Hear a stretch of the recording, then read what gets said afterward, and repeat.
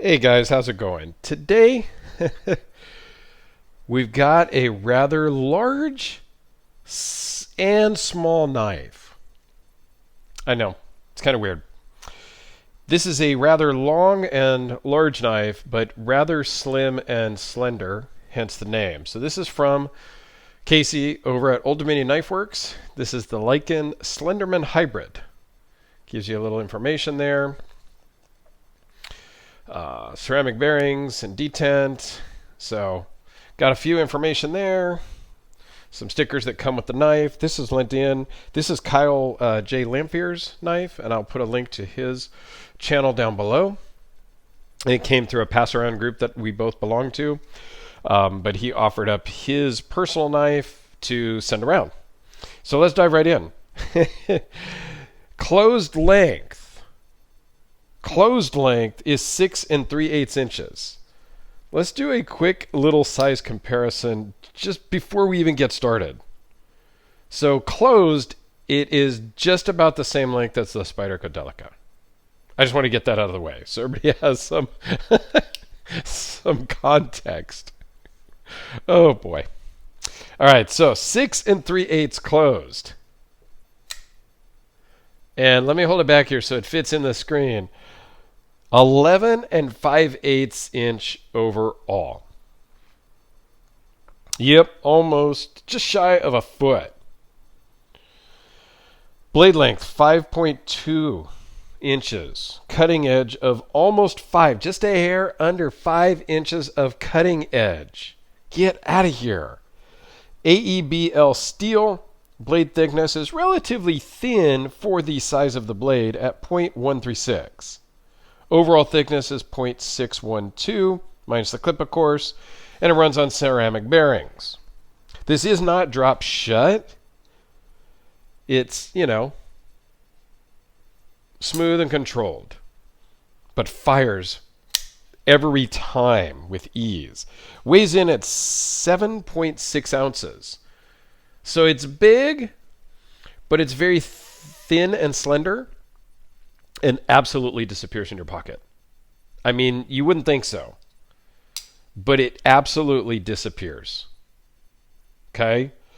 Size I don't really mention often is this is 1.1 inch, and it tapers down to 0.86. So it's very slim, tucks away on the side of your pocket, no problem. Okay, let's zoom in. Now, Casey does all of this by hand. Okay? No CNC, no fancy stuff. These are all true custom, one by one, done by hand.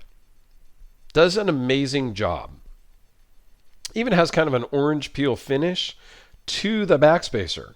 So titanium scales, titanium backspacer, titanium milled clip, which works really well. Okay, the clip works really, really well. If I had a nitpick thing, I would have made the hidden hardware so the screws were a little shorter and they didn't poke through, because the screw heads are in the back coming towards the handle. I would have just made those shorter. Nitpick. It works perfectly fine. It works great. So nice clean blade. Not a lot of branding and billboarding and stuff going on. Yes, he's got his logo, which is totally fine and understandable. Now there's one negative. In my opinion, Kyle doesn't have a problem with this. And because this is a truly custom knife, you can have it made any way you want. When the blade is closed, it sticks up through the jimping in 3 spots. So that is sharp blade, sharp blade, sharp blade. For me, personally, that's a bit of a problem. It's not a big opening to slide your finger through, but I haven't. I've carried this for a few days. I haven't cut myself. Everything's fine. But it's something to be aware of. If it were me, I wouldn't want this so slender that the blade pops out the back. For me personally, that's a problem. Okay? Outside of that detail, everything else on this is fantastic. If you need or want a two-handed folding pocket knife, this is it. I mean, it's a one and yeah, look at that. I mean, it's a two-handed knife. I just I don't know what to tell you. I think it's awesome. Um, is it practical? You know, that to each his own. Is my Phil Harvey Peacemaker practical? No. But is it fantastic? Yes. These are all luxury items, folks. So, you know, let's do let's do some size comparisons, okay?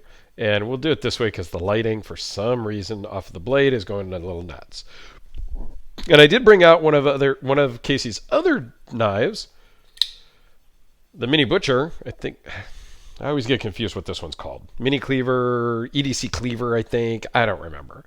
So I don't know that this is his smallest knife, and I don't know if this is his biggest knife, right? But here are some size comparisons of what he can do.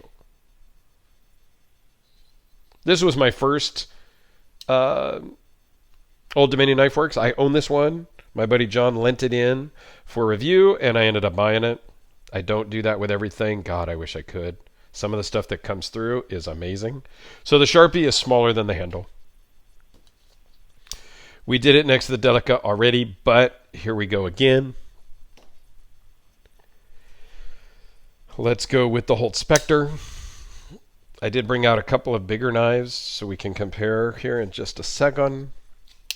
But it's hard to compare. I don't have anything worthy of comparison.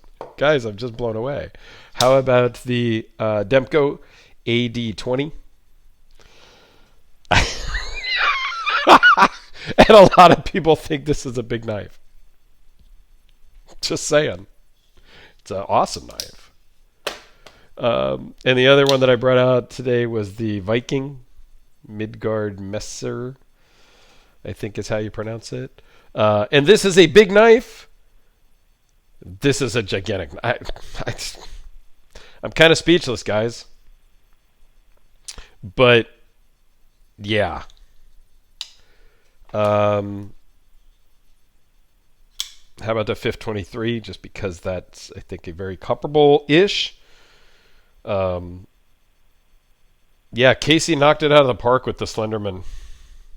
I think it's pretty cool. It's definitely a conversation piece. It's definitely something I wouldn't mind having in my collection.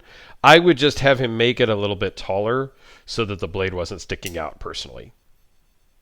But I don't know. All in all, fantastic job. Blade centered. I know Kyle uses the hell out of this. And it's passing around right now to, I think there's, I don't even remember, 10 people on the list. So you'll see some other videos coming out, I'm sure. But yeah, lockup is great. You can choke up a little bit. Not really a finger choil, but you can choke up a little. Jimping works very nice.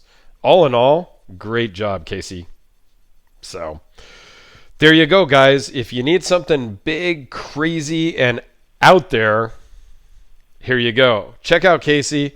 All custom work, so you can really kind of make it the way you want. So thanks for watching, guys. I do greatly appreciate it. As always, have yourselves a fantastic day, and we'll see you tomorrow.